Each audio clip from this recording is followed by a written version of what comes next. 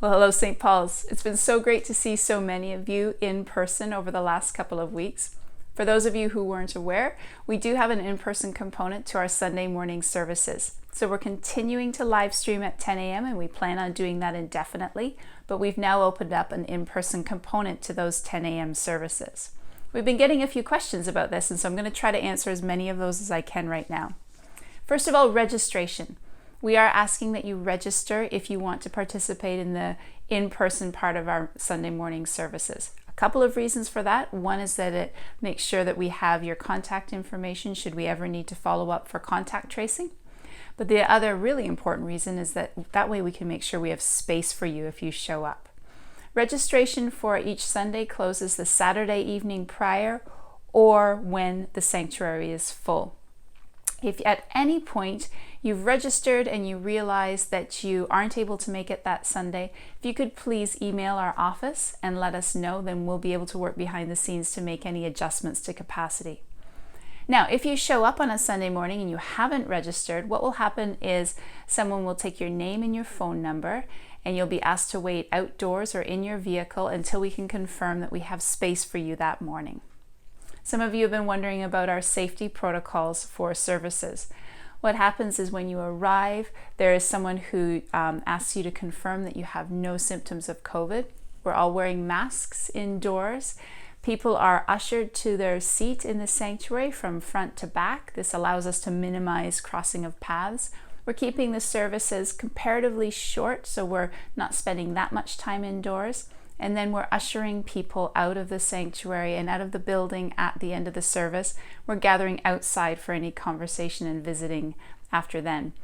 We are asking if you show up that you're coming ready to comply with these guidelines. So there is that box that you check on your registration form so that our ushers you're able to work with our ushers as they seat you. I know it's not everyone's favorite.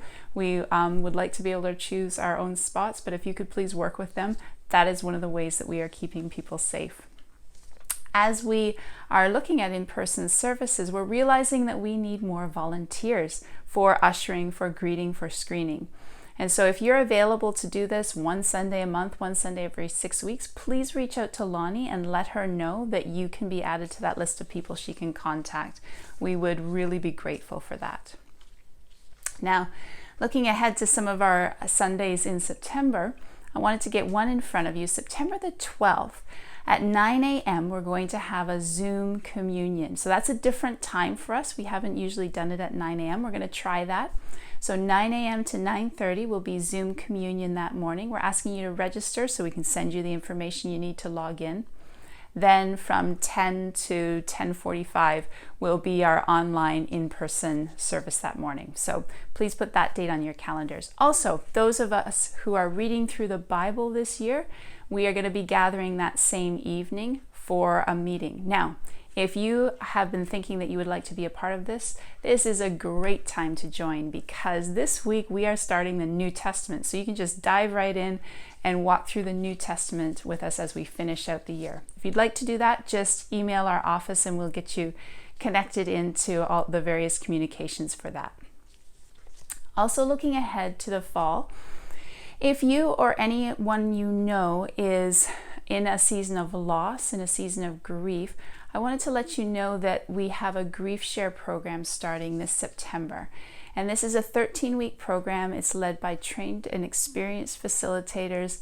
You are participating in a small group to process and support one another in this season of grief. And so if you're interested in that, please use the sign-up form below this video to find more information about that.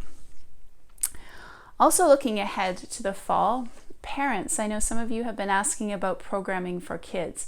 Right now, we have no plans for in-person programming. We're just going to keep watching how guidelines are changing around volunteers and how kids' programs can run.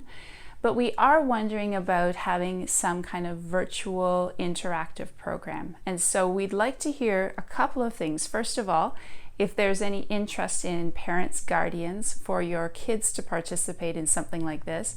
And secondly, if we can have the volunteer support to run something like that. So below this video, there's a survey that you can fill whether or not you're a parent. So if you're a parent, we'd love to hear from you, or guardian, we'd love to hear from you to see if there's interest level.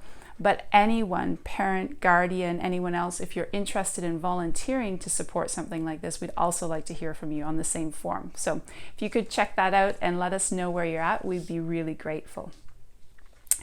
And then finally, as we look at the fall, some of our small groups are meeting in person. You're able to meet outside, but some of you are also wondering about booking the church grounds for a meeting or even indoors. And if you are interested in using any part of the facility, outdoors or indoors, please reach out to our office, specifically Lonnie, and we will work with you to set up a time and a place that you can use those. We'd love to facilitate groups meeting in person. So excited that this can happen again. And as a reminder, if you need support with connecting by Zoom, please reach out to Lonnie, because we do have some options for you that way as well. Thank you so much, St. Paul's. I hope you have a wonderful week. Go in peace.